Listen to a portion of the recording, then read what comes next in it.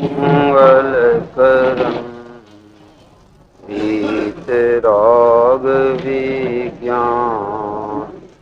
नमो ताहि जाते भई अरहंतादि महान। करि मंगल करि होम ग्रंथ करण के काज। जाते मिले समाज सब पावे निज पद राज। ये मोक्ष मार्ग प्रकाशक नामक शास्त्र है।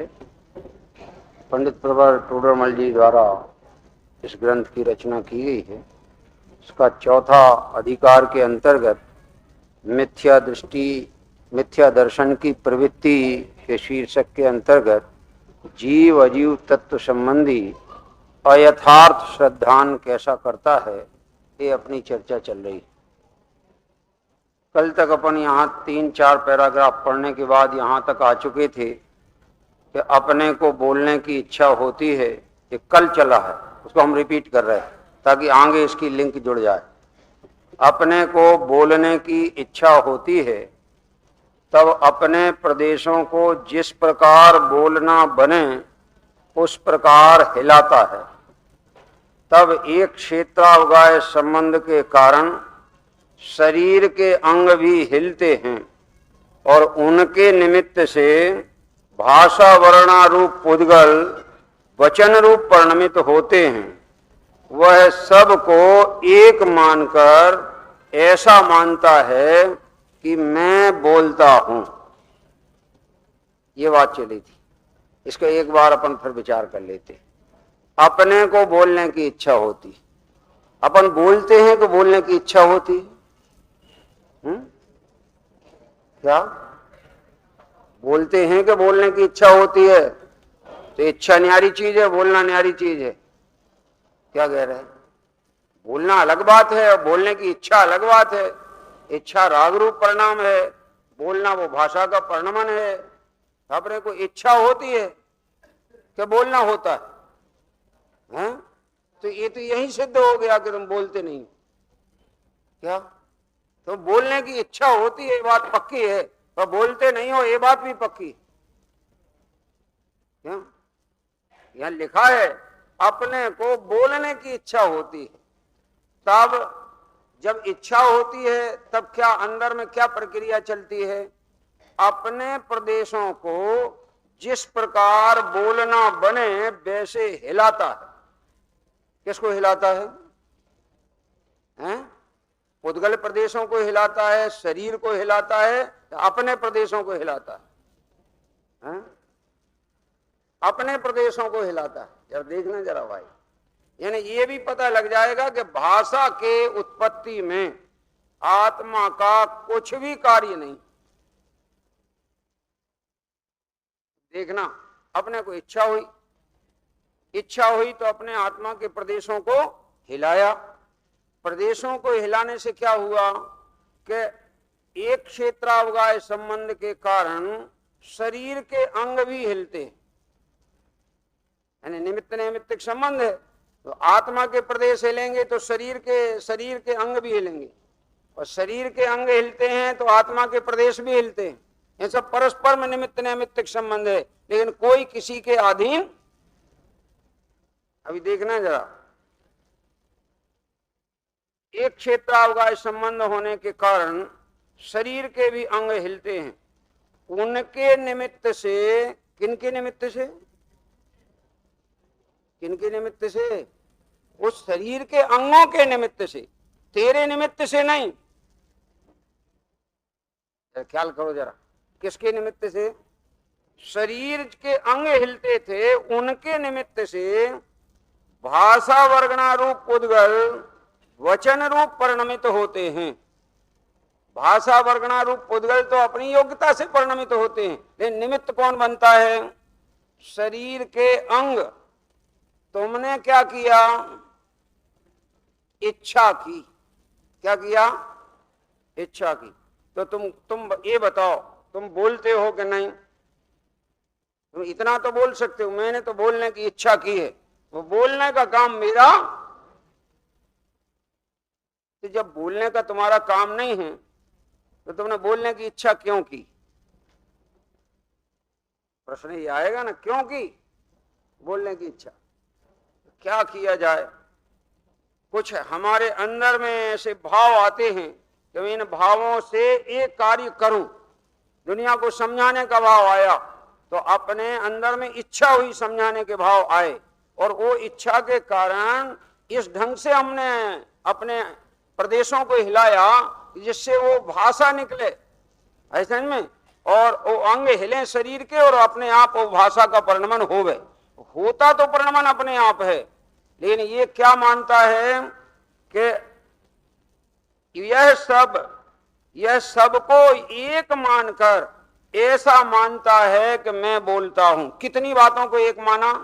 एक तो वहां इच्छा हुई, एक बात, दूसरे वहां पर अपने प्रदेश हिले, तीसरे वहां पर शरीर के अंग हिले, है कि नहीं, चौथे वहां भाषा वर्गना में परिणमन हुआ।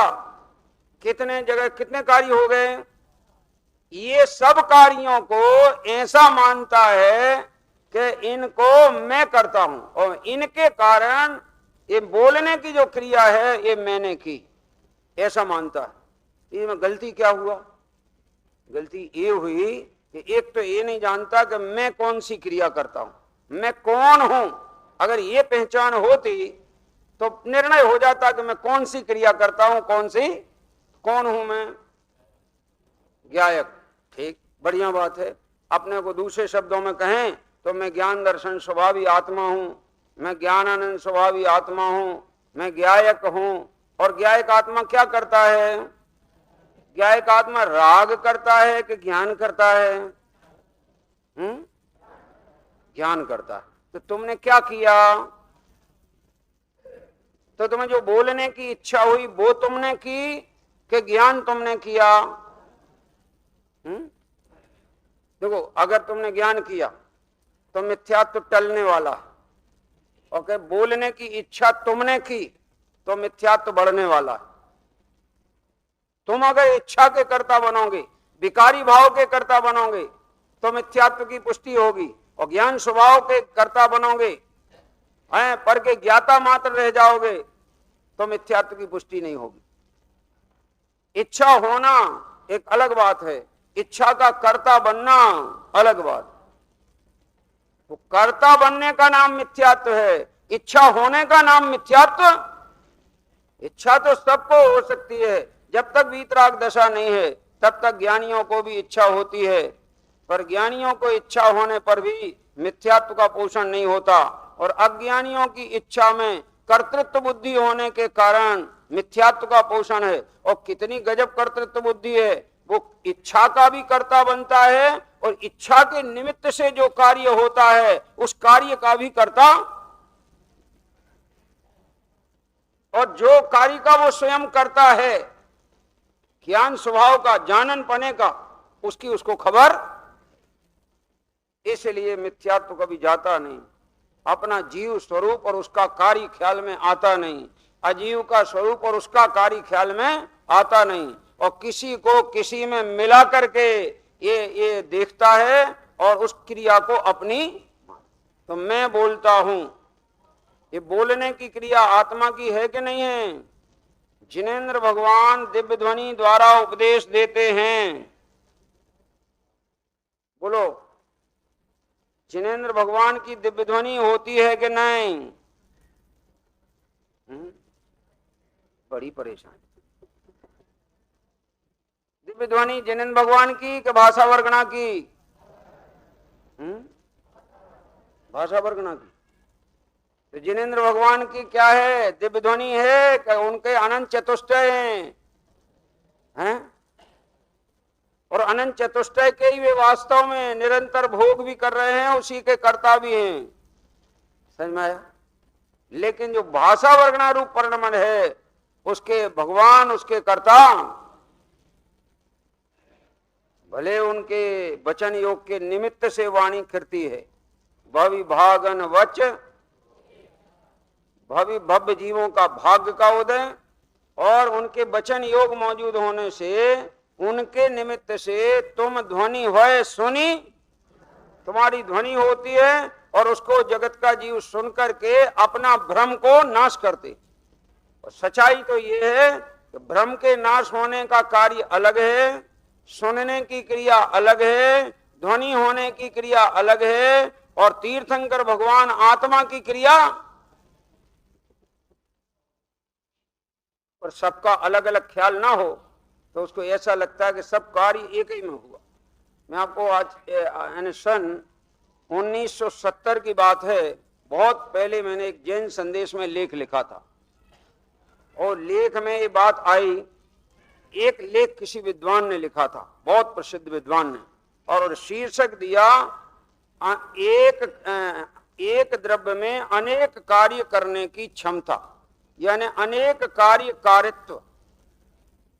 एक आत्मा अनेक कार्य कर सकता है, अपना भी कर सकता है और दूसरे का भी कर सकता है। समझ में आया? और दृष्टांत क्या दिया?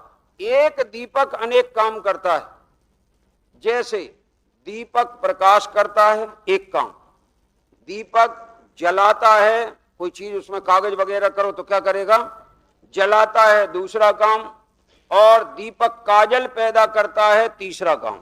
ये दृष्टांत दिया, तीन काम करता है। बोलो दीपक ने कितने काम किए? दीपक ने तीन किए कि एक ही काम किया? कौन सा? अगर जो दीपक का स्वरूप जानते हैं उनके ख्याल में आएगा दीपक तो एक काम के सिवा दूसरा काम, क्या काम करता है दीपक? प्रकाशन का काम करता है। तो वो जो काजल पैदा हुआ वो किसने किया? वो दीपक ने नहीं किया। वहां कार्य तीन हुए, ये बात सत्य है। इन तीन कार्यों की वर्गणाएं न्यारी न्यारी हैं। जो प्रकाश करने वाली वर्गणा है वो न्यारी है, जो काजल रूप परिणमने वाली वर्गणा है वो न्यारी है, जो जलने वाली वर्गणा है वो, वहां तो वर्गणा न्यारी न्यारी है तो कार्य भी, लेकिन उसको ये लगता है कि नहीं एक दीपक अकेला एक है और उसमें दो काम हो रहे, तीन काम हो रहे। तो एक के वो तीन कार्य नहीं है। ये वास्तव में एक द्रव्य दो द्रव्य की क्रियाएं कर सके ऐसा वस्तु का स्वरूप ही नहीं। एक द्रव्य के दो परिणाम नहीं होते, एक परिणाम के न कर्ता द्रव्य दोय, दोय परिणाम एक द्रव्य न धरत है, दोय करतूत एक द्रव्य कबहू ना करे, दोय करतूत एक द्रव्य ना करत है। एक द्रव्य के दो परिणाम नहीं हो सकते, दो द्रव्यों का एक परिणाम नहीं हो सकता, दो द्रव्य मिलकर एक परिणाम के कर्ता नहीं हो सकते, और एक कर्ता दो के परिणामों का स्वामी नहीं हो सकता। इसलिए यहां बात कही कि वो भाषा जो बोल निकलती है उसको ये मानता है कि मैं बोलता हूं। वास्तव में मैं बोलता हूं ये माना, ना उसको पुद्गल की खबर है, ना पुद्गल की पर्याय की खबर है, ना उसे राग रूप आश्रव तत्व की खबर है, ना उसे चैतन्य आत्मा की खबर है। तीनों की खबर नहीं, इसलिए सबको मिला करके एक मानता है, और क्रिया सबकी न्यारी न्यारी है, और मानता है ये सारी क्रिया मैंने की। भ्रांति उल्टी बैठी है, जहां जो चीज की सत्ता है ही नहीं वहां उसकी सत्ता मानता है। देखो आगे, अपने को गमनादि क्रिया की, वस्तु के ग्रहणादि की इच्छा होती है। फिर देख लो आप जरा, अपने को क्या होती है? इच्छा होती है, गमनादि क्रिया नहीं होती है। गमनादि क्रिया भी होती है पर अपने को नहीं होती। अपने को तो क्या होती है? गमनादि क्रिया की, देखो लिखा क्या है, ध्यान से देखो ना, अपने को गमनादि क्रिया की इच्छा होती है। तो गमनादि क्रिया किसको होती है? वो शरीर की क्रिया है, वो जड़ की क्रिया है। हमारे पर्याय में केवल गमन करूं ये राग हुआ। समझ में आया कि नहीं? अब आगे लिखते हैं, अपने को गमनादि की क्रिया या वस्तु ग्रहण की क्रिया होती है, इच्छा होती है, तब अपने प्रदेशों को जैसे कार्य बने वैसे हिलाता है। वहां एक क्षेत्रावगाय संबंध होने के कारण शरीर के अंग हिलते हैं, तब वह कार्य बनता है। अथवा अपनी इच्छा के बिना भी शरीर हिलता है। देखो अब क्या कह रहे हैं, कभी अपनी इच्छा हुई उस काल में भी शरीर हिलता है, और कभी आपको इच्छा नहीं है और शरीर हिलता है। ऐसा होता कभी है? मालूम कब होता? बुढ़ापे में अक्सर होता है, सबके होता है।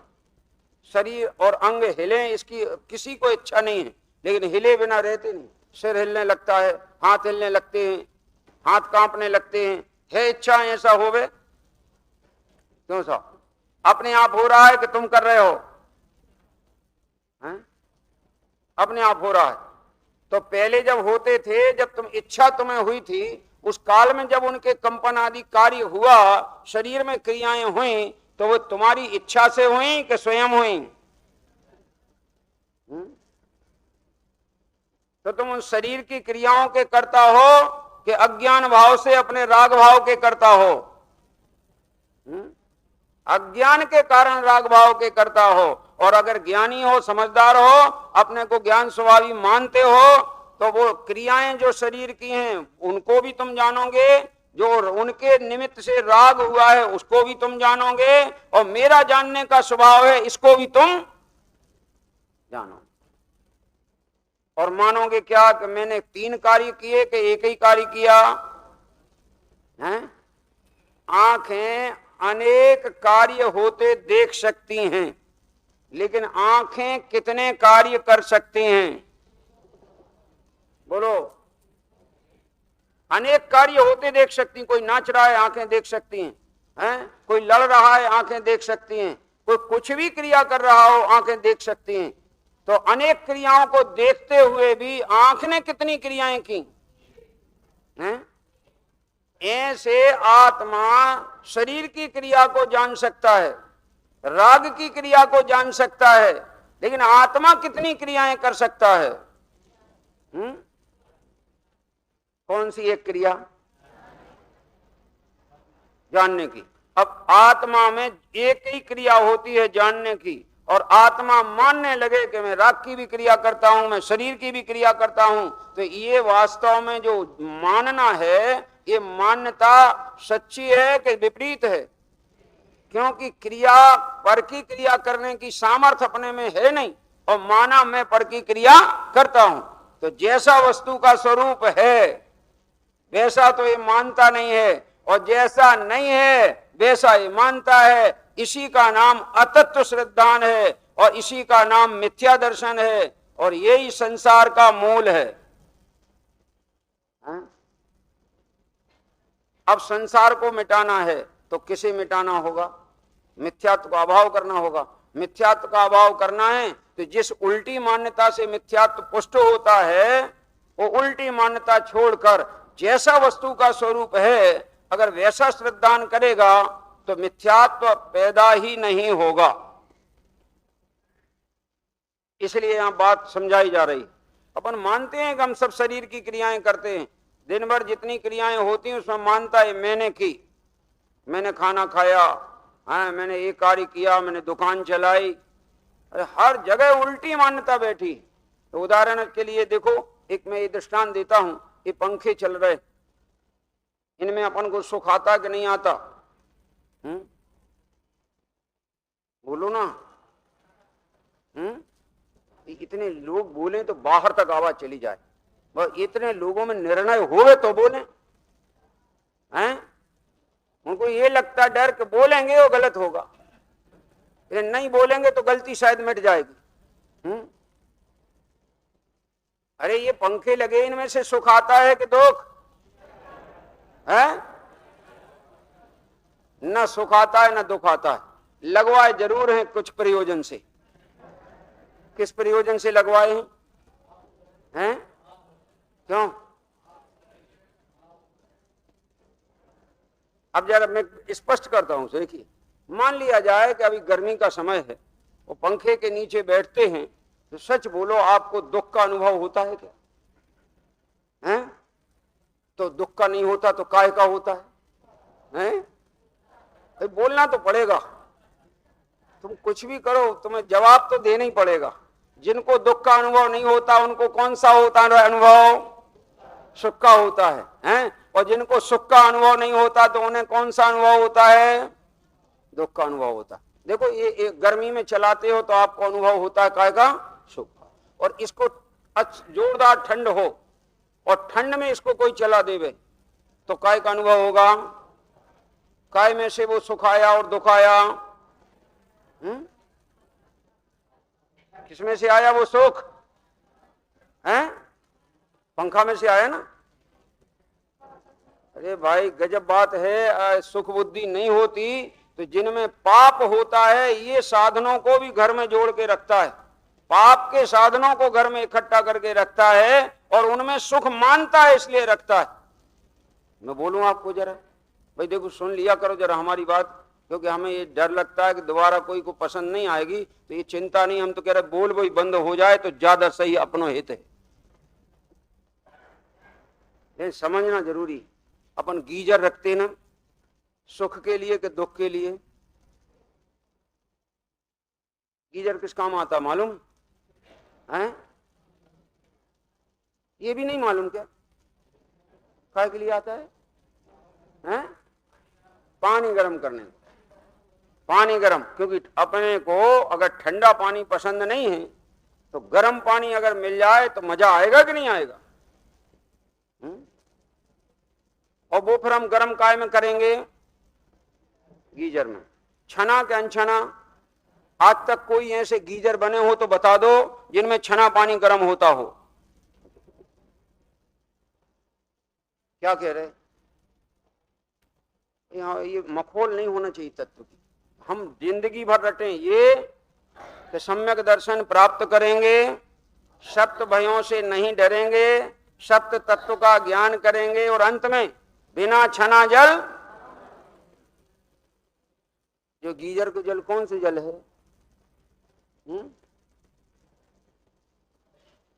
तो उससे सम्यक दर्शन का क्या लेना देना? कुछ नहीं है उसका सम्यक दर्शन से संबंध है। अपना अच्छा बढ़िया बीज लेके आओ और ये रेतीली जमीन में बो दो, उगेगा कि नहीं उगेगा? उगेगा कि नष्ट हो जाएगा? हैं?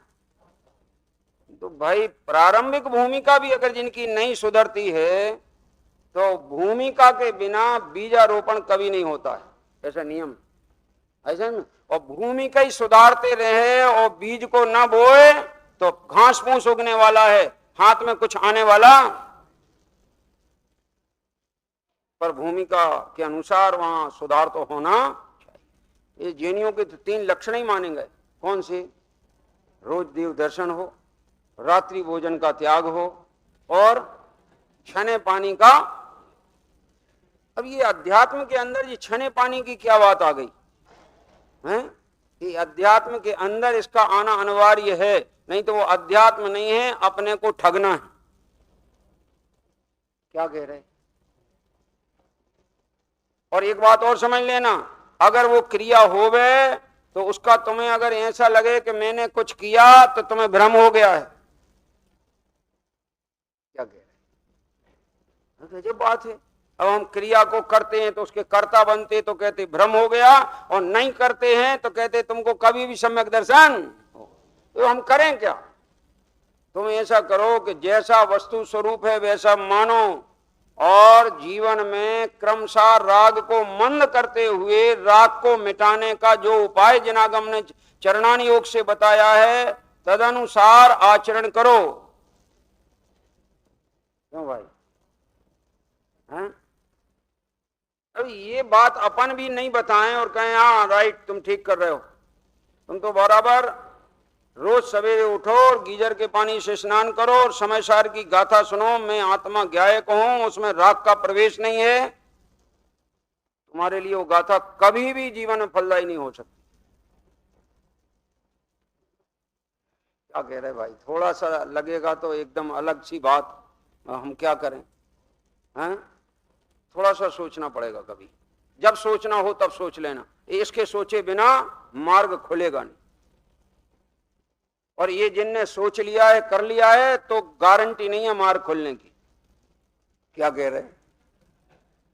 इसलिए बिल्कुल अभी ऐसा मत समझ लेना मैंने तो कर लिया, बहुत कुछ नहीं किया। वो सब कुछ जो होना है वो तो जैसा वस्तु स्वरूप है वैसा जब तक निर्णय में नहीं आएगा, ज्ञान में नहीं आएगा, वैसी जब तक मान्यता में, प्रतीति में नहीं आएगा, तब तक सम्यक दर्शन होने वाला। देखो भाई आगे बढ़ते, यहां लिखा अपनी इच्छा के बिना भी शरीर हिलता है तब अपने प्रदेश भी हिलते हैं। देखो लिखा ना, शरीर हिलता है तो प्रदेश हिलते हैं, और प्रदेश हिलता है तो शरीर हिलते, शरीर के अंग हिलते हैं। तो फिर ये बताओ, शरीर को आत्मा के प्रदेश हिलाते हैं कि आत्मा के प्रदेशों को शरीर हिलाता है, कि दोनों अपनी योग्यता से हिलते हैं और वे परस्पर में एक दूसरे को निमित्त होते हैं? बोलो क्या बात। अपनी अपनी योग्यता से हिलते हैं। जब नहीं उनमें हिलने की योग्यता हो तो कितना ही अपने प्रदेश तक भी हिलाने का विचार करे और कितनी इच्छा करे, हिलेगा ही नहीं। देखिए आगे लिखा, तथा जीव के कषाय भाव हों तब शरीर की चेष्टा उसके अनुसार हो जाती है। किसके अनुसार? कषाय के अनुसार। दृष्टांत दिया, जैसे क्रोधादि होने पर नेत्र लाल हो जाते हैं। लाल जो नेत्र हुए हैं वो परिणमन किसका है? शरीर का। और कषाय रूप परिणमन जो हुआ है वो आत्मा में विकारी परिणमन हुआ है। और ये परिणमन के काल में वहां एक चीज सुरक्षित है जिसमें विकार पैदा नहीं हुआ है, वो है ज्ञान। ज्ञान कभी विकार रूप नहीं परिणमता, ज्ञान कभी राग रूप नहीं परिणमता, ज्ञान कभी पर पर्याय रूप नहीं परिणमता, ज्ञान सदाकाल ज्ञान रूप परिणमता है।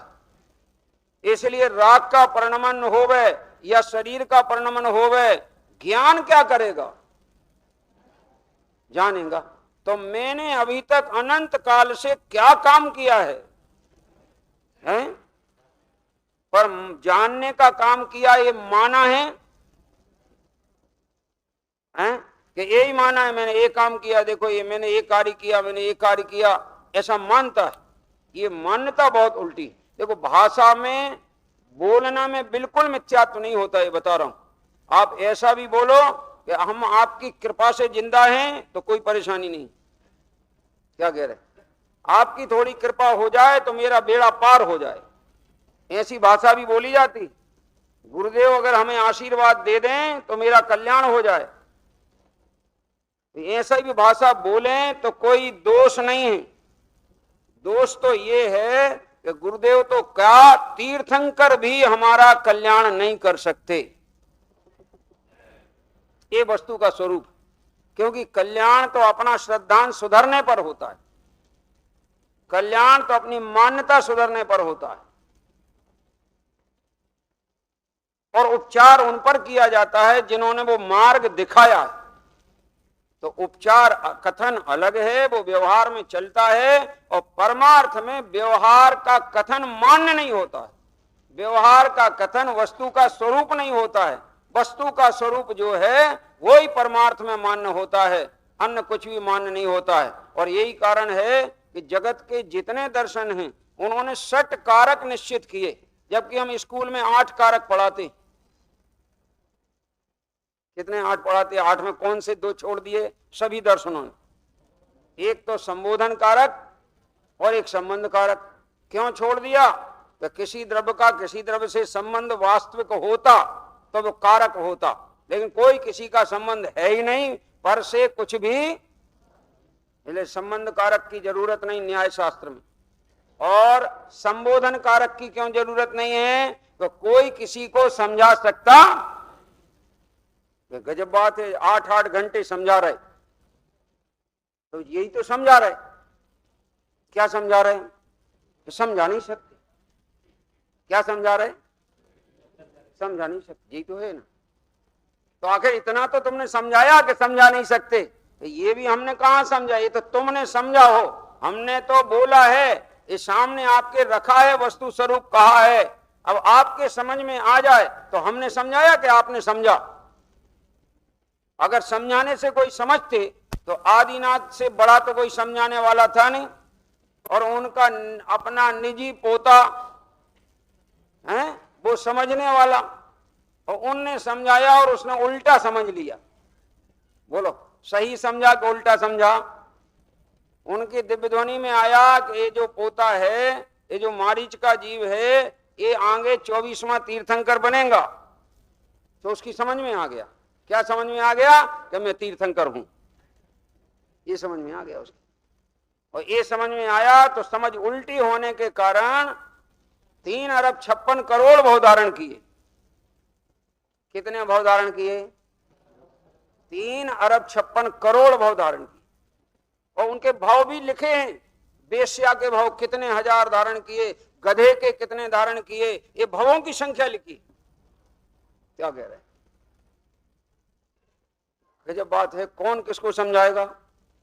इसीलिए आचार्य तो ये लिखते हैं, पूज्यपाद आचार्य, कि जब मैं इन सबको देखता हूं तो मुझे समझाने का भाव नहीं आता। इसलिए नहीं आता कि जो दिखाई देता है वो पुद्गल है। पुद्गल को क्या समझाएं? और कहे आत्मा को समझाने का इसलिए भाव नहीं आता कि आत्मा समझ का पिंड है। समझ का पिंड जो स्वयं है उसे क्या समझाएं? सूर्य को दीपक दिखाया जाता है कहीं? है? सूर्य को दीपक दिखाने की जरूरत ही नहीं। इसलिए यहां कहते हैं कि जीव के कसाय भाव हों तब शरीर की चेष्टा उनके अनुसार हो जाती है। जैसे क्रोधादि होने पर लाल नेत्र आदि हो जाते हैं, ऐसे कसायों के सब दृष्टांत दिए कि हास्य आदि होने पर प्रफुल्लित चित्त हो जाता है, चेहरा खिल जाता है। ऐसे दृष्टांत देकर ये बताया इसकी जो परिणति हुआ करती है एक कसाय के अनुसार इसकी चेष्टाएं होती हैं, और ये मानता है कि ये कार्य मैंने किया। ब्रह्म क्या हो जाता है इसको? ये कार्य मैंने किया। देखो ऐसा ना, बहनें खाना बनाती और वो रोटी बनाए ना तो वो रोटी बढ़िया बनती, गोल बनती, और हम भी बना लेते हैं रोटी और हाथ से बनाना जानते, लेकिन वो गोला नहीं बनती। तो अब कोई कहे गोल रोटी बनाने की कला किसके पास है? बहनों के पास है ना। वो कला है तुम्हारी, वो तुम्हारी कला है, तुम बनाते हो उसको। कि तुम तो केवल राग करते हो, वस्तु का परिणमन जैसा होना है सो, और वो भी राग भी करते हो सो अज्ञान भाव से करते हो। अगर ज्ञानी हो तो राग होता है ये जानोगे, और वस्तु में क्रिया होती है ये जानोगे, और मैंने तो केवल जानने की क्रिया की और कुछ किया नहीं। तो जानने वाला होता है ज्ञानी, राग का कर्ता होने वाला होता है अज्ञानी, और परद्रव्य की क्रिया का करने वाला होता है महाज्ञानी। ये ग्रंथ भी, अपन ग्रंथ लिखे गए हैं बहुत से, इनमें भी ध्यान रख लेना कि हमें ये अहंकार ना आ जाए मैंने ये ग्रंथ लिखा। तुम जड़ की क्रिया कर सकते नहीं, ऐसे में तुम इतना कर सकते हो कि जब ग्रंथ की रचना की योग्यता आती है उस काल में तुम्हारा योग और उपयोग उसमें जुड़ सकता है। तो योग और उपयोग उसमें जुड़ने से योग और उपयोग के तुम कर्ता हो सकते हो, इस जड़ की क्रिया के तुम कर्ता। ये बात इसके ख्याल में नहीं आती और ये उल्टा ही मानता रहता है। तो पंडित जी ने लिखा कि आगे के पैराग्राफों में लिखा है, शरीर के परमाणुओं का मिलना बिछोड़ना आदि होने से, उनकी अवस्थाएं पलटने से, या शरीर के स्कंद खंड आदि होने से स्थूल कृशादि बाल वृद्धादिक अंगहीनादिक होते हैं, उनके अनुसार प्रदेशों का संकोच और विस्तार होता है। यह सबको एक मानकर ऐसा मानता है कि मैं स्थूल हूं, मैं दुबला हूं, कृश हूं, मैं बालक हूं, मैं वृद्ध हूं, मेरे इन अंगों का भंग हुआ, ऐसा मानता है। ऐसा क्यों मानता है? कि अपने को शरीर रूप मानता है, इसलिए मानता है। मैं मोटा हूं, मैं दुबला हूं, ऐसा मानता है, और मैं सुंदर हूं, मैं कुरूप हूं। इस प्रकार की जो मान्यता है ये देह में एकत्व बुद्धि के कारण है। पंडित जी ने तो ये लिखा, अधिक क्या कहें, नीचे दिया है, अधिक क्या कहें, जिस प्रकार से अपने को और शरीर को एक ही मानता है। अब ये एक पने की मान्यता जब तक ना मिटे, हालांकि अपन बोलने में तो बहुत चतुर हैं, भगवान तक को समझा देते। हाँ, जहां देह अपनी नहीं, भगवान के सामने बोल रहे हैं। किसके सामने बोल रहे हैं? क्या बोल रहे हैं? जहां देह अपनी नहीं, तहां न अपना कोई, घर संपत्ति पर प्रगट हैं, पर हैं परिजन लोय। अब उस समय ये पूछा जाए, किसको सुना रहे हो? बोलो, क्या जवाब दोगे? सच बोलो, क्योंकि हाथ जोड़े हो भगवान के सामने और बोल रहे हो, तो कोई सुनने वाला तो चाहिए कि नहीं? बोला तो तब जाता है कि सुनने वाला हो। तो आप लोग यहां कोई ना हो तो मैं कभी नहीं यहां बोल सकता। कि सुनने वाला हो तो कौन बोल रहा है कि मैं बोल रहा हूं? किसको बोल रहे हो? कि देह अपनी नहीं है, सुन लो तुम ध्यान से। नहीं, किसको बोल रहे? और खुद के लिए बोला नहीं जाता, खुद तो समझा जाता है। ये भी गजब बात है। बोला औरों के लिए जाता है और समझने के लिए बोला नहीं जाता है, अंदर ही में मनन हो जाता है। हम तो जोर से कहो तो माइक लगा के बोल दें, जहां देह अपनी नहीं, लोगों को पता लग जाए। अरे भाई, लोगों को पता लगाने के लिए बोलना है कि बोलना बंद करके स्वयं समझना है। देह अपनी नहीं है तो देह की क्रिया, देह अपनी नहीं है तो देह की क्रिया, तो ये तो मैं कह रहा हूं स्नान की क्रिया, खाने की क्रिया, बोलने की क्रिया, सूंघने की क्रिया, चखने की क्रिया, देखने की क्रिया, सुनने की क्रिया अपनी है। कौन है जो ये मानता है कि अपनी नहीं? ये मानता नहीं है, सुन लेता है। बल्कि ऐसा देखा जाता है, मिथ्यात्व को, मोह को भूत की उपमा दी गई, और इसलिए दी गई है, भूत का एक स्वभाव होता है, मंत्रवादी जब मंत्र पढ़े तो भूत भाग जाता है, और मंत्रवादी जाए, जैसे ही मंत्रवादी चला जाए तो फिर भूत फिर से लग जाता है। जिनवाणी का जब मंत्र सुनाया जाता है, स्वतंत्रता का, वस्तु स्वातंत्र का, एक एक बात जब एनालिसिस करके दिखाई जाती है तो लगता हाँ हाँ ये वस्तु न्यारी है, मैं तो जानने के सिवाय कुछ करता नहीं, मैं राग कर सकता नहीं, ये सब समझ में आता है। और जैसे जिनवाणी बंद होती है, देखो मंदिर में तो ये बोल के आता है, अब तक अगणित जल द्रव्यों से प्रभु भूख न मेरी शांत हुई, तृष्णा की खाई खूब भरी, पर रेखत रही वह रेखत रही, युग युग से इच्छा सागर में प्रभु गोते खाता आया हूँ। और क्या बोलता है? पंचेंद्रिय मन के सट रस तज, अनुपम रस पीने आया हूँ। और पूजा पूरी करके बाहर आया, और डॉक्टर साहब क्या 2-3 दिन से भूख नहीं लगी, थोड़ी दवाई तो दो। भूख नहीं लगी तो ये और अच्छा है, पूजा का असर होगा। नुकसान क्या है? देखो, कुछ चिंता वही लगी शरीर के विषय की, और इसलिए निरंतर उसमें चिंतित रहता, भूख न लगे तो ज्यादा चिंता हो जाए। ऐसा में ये जो बोलता है और ये जो मान्यता प्रैक्टिकल में चलती है, इनका विचार होना चाहिए, और विचार अगर होगा तो निश्चित वस्तु का स्वरूप ख्याल में आएगा, और ख्याल में आएगा तो ज्ञान में आएगा, तो श्रद्धान में आएगा, और श्रद्धान में आएगा तो परिणति बदले बिना, परिणति को बदलना नहीं पड़ेगा, परिणति ऑटोमेटिक बदल जाएगी। पहले ज्ञान और श्रद्धान में बात आना चाहिए तो परिणति बदल जाती, और ज्ञान में नहीं आए, श्रद्धान में नहीं आए तो परिणति कभी बदलती। अरे पंडित जी ने तो ऐसा, उन्होंने तो बनारसी दास जी ने तो ऐसा लिखा कि ये जब तक ये देह को अपना मानता रहता है तभी तक इसके लिए संसार है। जिस दिन देह को भिन्न माना कि संसार मिट जाएगा, निज को निज पर को पर जान, फिर दुख का नहीं। तो बनारसी दास जी ने ऐसा लिखा, जैसे कोई जन गयो धोबी के सदन तिन, पहरो पर आयो वस्त्र मेरो मान रहो है, धनी कहो, धनी देख कहो भैया यह तो हमारो वस्त्र, चीनत पहचानत ही त्याग भाव गहो है। जैसे ही पहचान, अरे देखो ये मेरा नाम लिखा ना, हाँ अब वो भले उसको यूज कर रहा हो, पहने हो, लेकिन उसका ग्रहण है कि त्याग हो गया।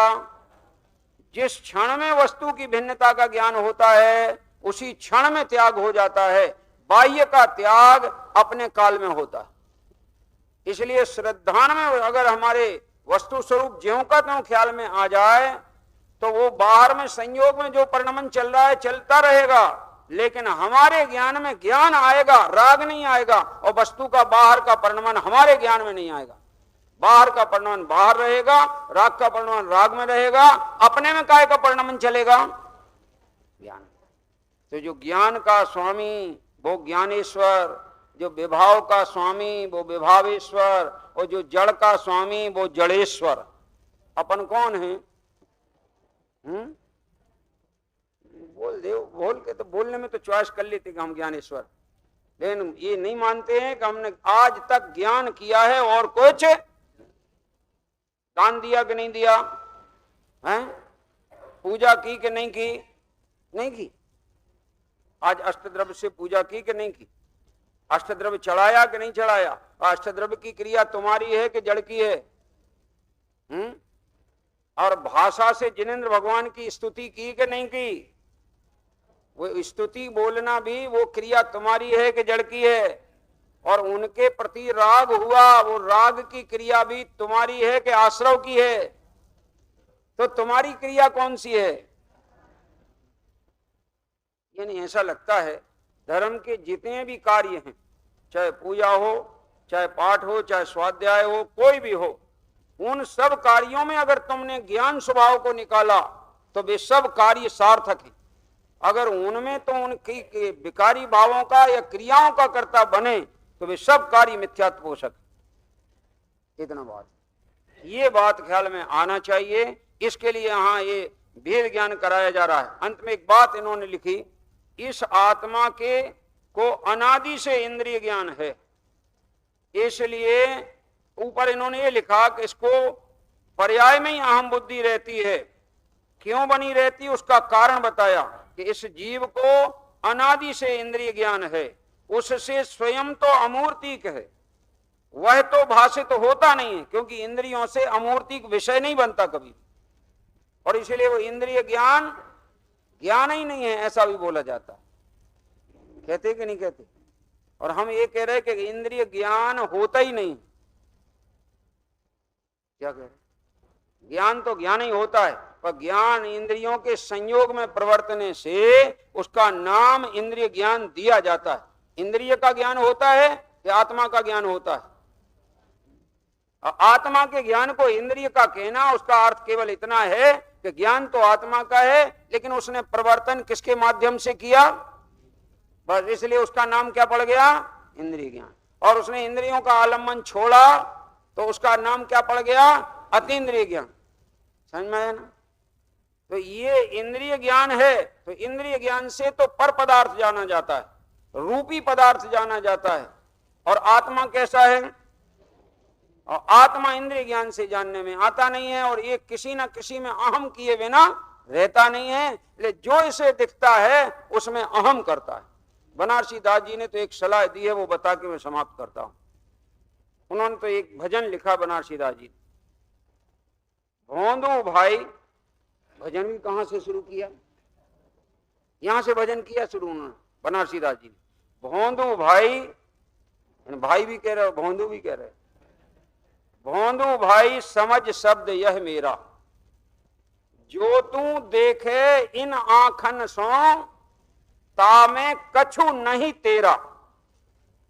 हम परिचय कराते ना, जरा आप अपने वैभव का परिचय कराओ। ये मेरा मकान है, ये मेरी गाड़ी है, ये बाड़ी है, और बहुत कुछ समझो हैं, ये परिचय अपन कराते। तो पंडित जी कहते हैं कि तुम भोंदू हो। क्यों? भोंदू माने अज्ञानी। तुम्हें ये मालूम नहीं है जो तुम्हें आंखों से दिखे वो तुम्हारा है ही नहीं, क्योंकि आंखें आत्मा की कोई चीज नहीं देख सकती, आंखें पुद्गल की ही चीजें देखती हैं। समझ में? तो इसलिए उन्होंने भजन में लिखा कि जो तू देखे इन आंखन सो तामे कछु नहीं तेरा। ये आंखन है चाम की, काय की बनी है, और चाम ही चाम बिलोवे, देखती भी किसको है? ये चमड़े ही को देखती है, आत्मा को देखने की सामर्थ्य कोई सी भी इंद्री में है नहीं। और इसलिए इंद्रिय ज्ञान आत्मज्ञान के लिए तुच्छ है, प्रयोजनभूत नहीं है। उससे अभी अपने आत्मा का हित हो सकता, लेकिन ध्यान रखना ये भी अपेक्षा ही से कथन है। हालांकि अभी जितना चल रहा है, बताया जा रहा है, पढ़ा जा रहा है, सुना जा रहा है, ये सब अभी इंद्रिय ज्ञान है। कौन सा है बोलो? ये जो 6-6, 8-8 घंटा चल रहा है, कौन सा ज्ञान है? क्योंकि इंद्रिय के निमित्त से बताने में भी वही उन्हीं का प्रयोग हो रहा है, और सुनने में भी उसका ही प्रयोग हो रहा है, और अभी सब उनका प्रयोग हो रहा है। और ये ज्ञान तुच्छ है। तुच्छ किस अपेक्षा कह दिया कि इससे जो जो बताया जाएगा वो बाहर की चीज का परिचय होगा, अंदर की चीज का परिचय के लिए शब्दों की जरूरत नहीं, अंतर्मुखी ज्ञान की जरूरत है। जो ज्ञान किसी भी इंद्रिय के आलम्बन से न प्रवर्त रहा हो, समस्त इंद्रियों का आलम्बन उसने छोड़ा हो और अंतर्मुखी हुआ हो, उस ज्ञान के द्वारा आत्मा पहचान में स्वानुभूत्या चकाश, वो तो स्वानुभव से आत्मा प्रकट होता है। इसलिए इन आंखों में तुम्हें जो जो दिखाई देवे उसमें भ्रम से भी उनको अपना मत मानना। इस कारण से आचार्य कहना चाहते हैं कि ये जो हम मिथ्या दर्शन की प्रवृत्ति का निरूपण कर रहे हैं, इसका तुम विचार करो। एक एक शब्द विचार करने लायक है, और प्रत्येक शब्द में भेद ज्ञान करने लायक है। वो भेद ज्ञान हर शब्द में होना चाहिए, अन्यथा तुम्हारे व्यवहार में तो जितना बोला जाता है सब उल्टा ही बोला जाता है।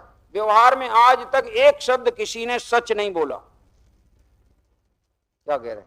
ऐसा लिखा है, कुमुद चंद्र आचार्य हुए, कल्याण मंदिर नाम का स्तोत्र है उनका, उसमें एक उन्होंने श्लोक लिखा है, प्रशस्त वाचः चतुरा कषायी दग्धस्य देवं व्यवहार माहु गतस्य दीपस्य च नंदी तत्वम दृष्टम कपालस्य च मंगलत्वम। हे जिनेन्द्र भगवान, व्यवहार के वचन चतुर पुरुष भी क्यों ना बोलें, गणधर देव भी क्यों ना बोलें, पर व्यवहार के वचन जो हैं वे उल्टे ही बोले जाते हैं। जैसे कसायों से जले हुए को देव नाम दिया जाता है, देवा चतुर्णी काया। देव कितने प्रकार के हैं? 4 प्रकार के। देव किसे कहते हैं? जो बीतरागी सर्वज्ञ हो उसका देव नाम है, कि जो कसायों से जला हो उसका देव नाम। पर करे क्या? व्यवहार देव कहलाते, इसलिए व्यवहार में उनको भी देव बोला जाता है। तो कसायों से जले उनको देव कहा जाता है। और गतस्य दीपस्य च नंदी तत्वम, दीपक बुझ जाए तो लोक में कहते हैं दीपक बढ़ गया। बढ़ गया कि घट गया? और दृष्टम कपालस्य च मंगलत्वम, कोई सिर पर घड़ा रखे हो, कौन सा? मिट्टी का घड़ा, और वो गिर जाए तो क्या दिखाई देंगे? कपाल दिखाई देंगे। तो लोग कहेंगे घड़े का कल्याण हो गया। ये दृष्टांत दिए 3। क्यों? गले का कल्याण हुआ कि अकल्याण हुआ? घड़ा सिर से गिरा तो उसके कपाल टुकड़े टुकड़े होकर दिखाई दिए, तो लोग बोलेंगे लो घड़े का कल्याण। सारी बातें उल्टी चलती।